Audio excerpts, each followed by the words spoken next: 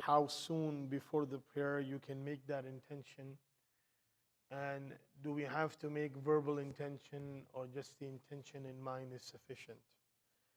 So first and foremost about the intention, what is intention?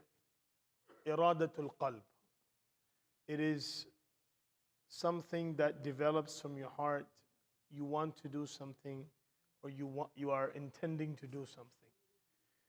Now, that is the actual meaning of intention that generates from the heart. And then you start moving towards the action. Now, for Islam, in Islamic actions, whether it's prayer, anything that you do, that intention plays a very integral part. When you're praying your salah, if you pray salah without intention, without any intention, then the salah, it won't be valid. And which salah you're praying, intention is considered to be very important. Now this intention is having a thought in your mind that I am going to pray this prayer. You don't have to verbalize it. You don't have to say the words with your mouth. If you decide to do that, then you can't say it. In fact, some of the scholars say that if you have the time to pray, to say the intention verbally, then it is virtuous, but it should be done in a way that you are able to hear and no one else is able to hear. There is no such thing as making an intention out loud, because that is something that we don't see in the practices of the Sahaba and the Prophet sallallahu alaihi wasallam. Now, how soon or how soon can you make intention? You can make intention as soon as the time of Salah begins. So for example, Isha time enters, no matter what time you're going to pray, but you can make that intention that I'm going to pray Isha. And then if you just come and start your Salah, that intention is going to count as the intention for you to start your prayer. A lot of times we see that people, they are so much focused on the verbal part of intention that they neglect even the fact of importance of joining the prayer. So the Imam has already started the prayer, you come and you join the saf and you're standing there making that verbal intention. That is not something that is found in the Sunnah. If the Salah is started, you already have that in mind, you come inside and you start your prayer. You can even start your intention while you're walking towards the prayer if you really want to verbalize it. But standing in the saf while the Salah is already started and you're busy with verbalizing your intention, that is a practice which is not recommended and it should be avoided. And at the same time, if you have made an intention of another prayer, let's say you come and you want to pray Dhuhr, but in your intention you say, I'm praying Asr. Now sometimes the verbal is going to differ from mind. So in your mind you're praying Dhuhr, but then you verbalize it Asr. So then it will be the one that you have in your mind. Unless you started with a Salah thinking that it was Dhuhr, but it was actually Asr. Right? Then you'll have to repeat your prayers, because first and foremost, one of the conditions of Salah being valid is your intention and the Imam intention needs to connect. And if your intention and the Imam intention is not connecting, then you have to make sure that you pray the Salah that you want to pray and not to do the Salah that Imam is doing. Why? Because your Salah will not be valid. So that's why intention is something that comes out from the heart. It is in the mind of a person. Verbalization, it's not mandatory. It is something that if you prefer that it will help you in concentrating in your prayer, then you should do it. If not, then there is no need to verbalize the intention. Now, if a person has habit of verbalizing intention, then that habit should be changed and avoided, especially when you come in the masjid and the salah is already started. You're just supposed to come and join, not to verbalize intention, inshallah. We ask Allah to grant us understanding. Bismillahir Rahmanir Rahim. We are. So, the Prophet sallallahu alaihi wasallam, what has been narrated concerning the Prophet sallallahu alaihi wasallam wearing a ring. Now, in the previous chapter, we understood the type of ring and what kind of ring the Prophet sallallahu alaihi wasallam had, and did he have a ring or not. In this chapter, we are going to learn about the wearing of the ring, where the Prophet ﷺ used to wear his ring. Did he used to wear it in the right? Did he used to wear it in the left? Which finger he used to wear his blessed ring?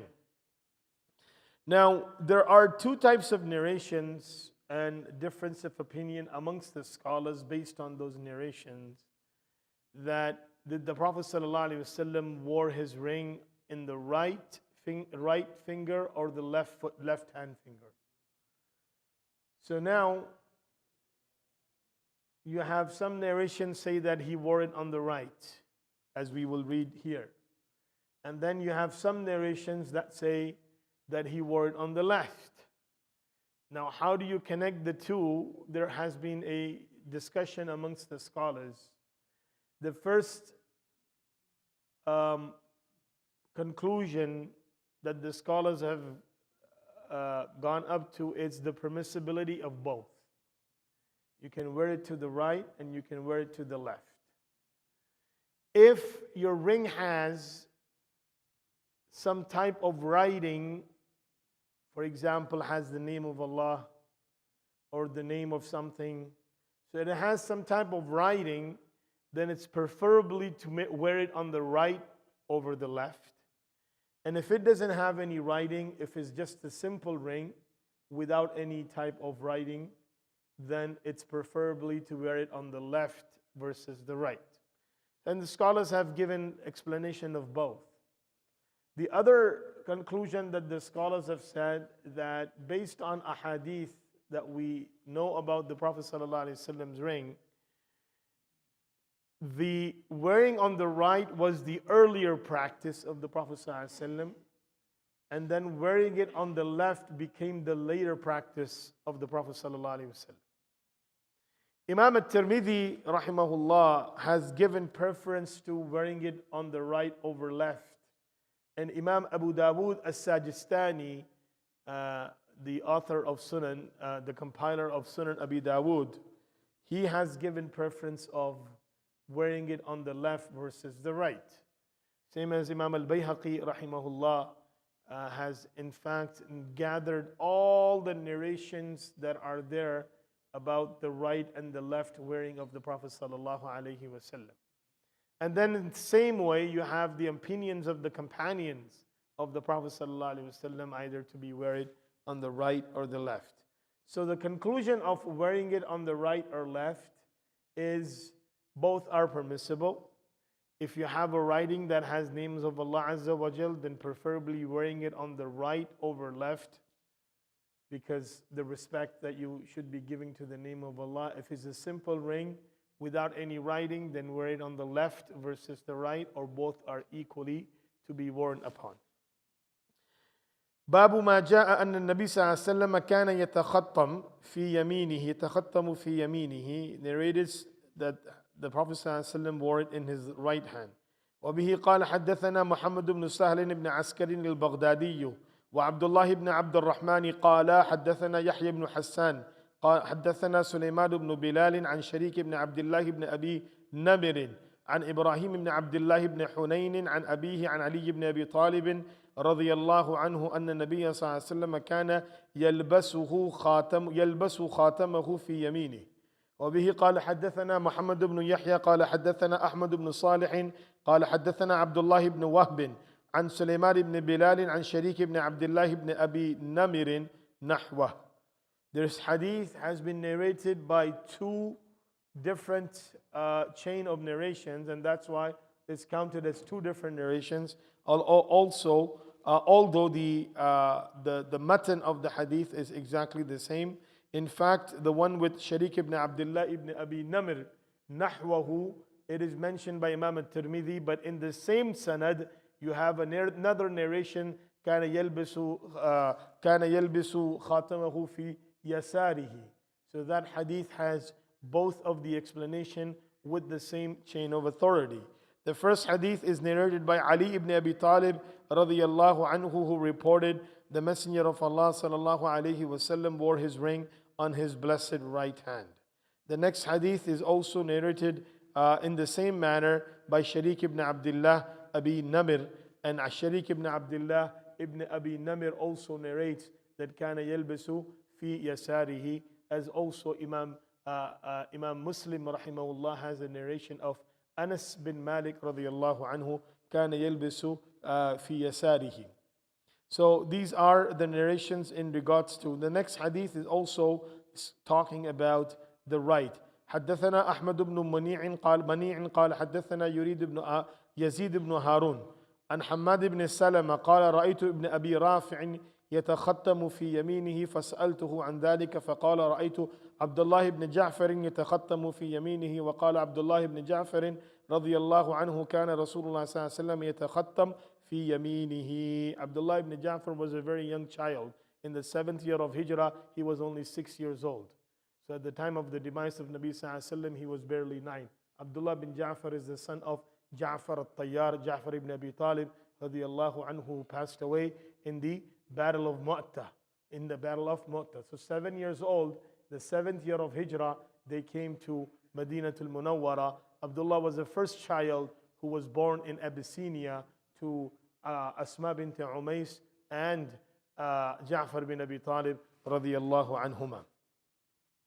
So Ja'far bin Abi Talib, Abdullah bin Ja'far bin Hamad ibn Salama said, I saw Abi Rafi' wearing a ring in his right hand. So I asked him about this. The reason why I asked him about this, because I saw it in other companions wearing it in the left hand. So I asked him why was he wearing it in the right. So he said, رأيت Abdullah ibn Ja'far يتختم بيمينه. I saw Abdullah ibn Ja'far used to wear it in his right hand. And Abdullah ibn Ja'far radiyallahu anhu says that I saw the Prophet sallallahu alaihi wasallam wearing it in the right hand. So that's why I wore it in the right hand. In the next hadith is the same with the chain different, because we have many ahadiths which are narrating the same exact thing, but muhaddithin consider them to be a different hadith because of the chain of narration. So in the next chain of narration, قال حدثنا يحيى بن موسى قال حدثنا عبد الله بن نمير حدثنا إبراهيم بن فضل عن عبد الله بن محمد بن عقيل عن عبد الله بن جعفر رضي الله عنه أنه صلى الله عليه وسلم كان يتختم في يمينه. The Prophet صلى الله عليه وسلم used to wear his ring in his blessed right hand. So in the previous narration, Abdullah ibn Ja'far, his student was Rafi', Abi Rafi'. And then in this narration is Abdullah ibn Muhammad ibn Uqayl rahimahullah. And in the third narration is Jabir ibn Abdullah radiyallahu anhu. قال حدثنا أبو الخطاب زياد بن يحيى قال حدثنا ابن ميمون عن جعفر بن محمد عن أبيه عن جابر بن عبد الله رضي الله عنه أن النبي صلى الله عليه وسلم كان يتختم في يمينه. So these are all same narrations which are indicating one thing, that the Prophet ﷺ wore his ring on his right hand.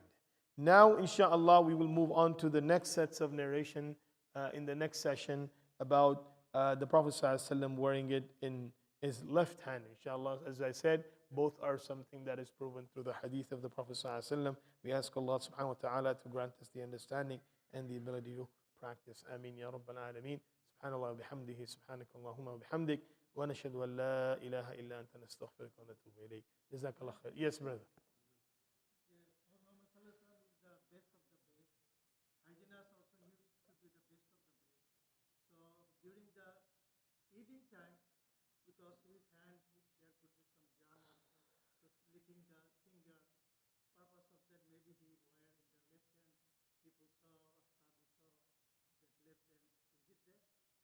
Is it because of the usage?